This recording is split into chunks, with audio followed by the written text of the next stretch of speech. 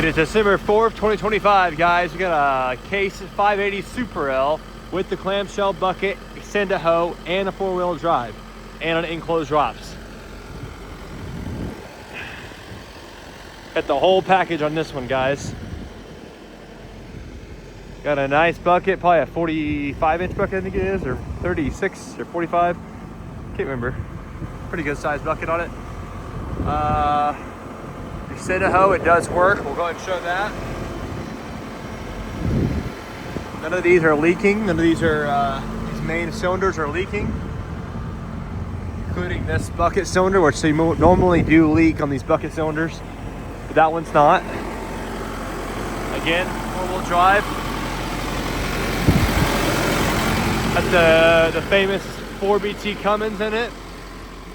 Clamshell bucket, guys. Good cutting edges on them. AC unit. Nice and clean. No blow-by whatsoever. Runs good. Runs really good. Go ahead and jump in the cab here, show you the cab. 5,982 hours on it.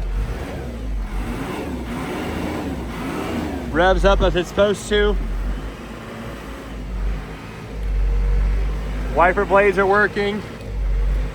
Blower's working. I can feel some of the blower coming out. Again, the AC belt is not hooked up to the compressor currently. There's your controls.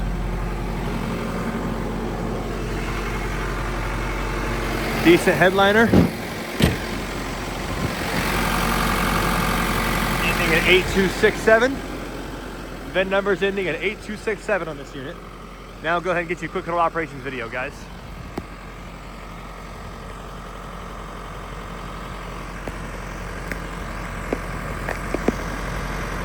Check it out.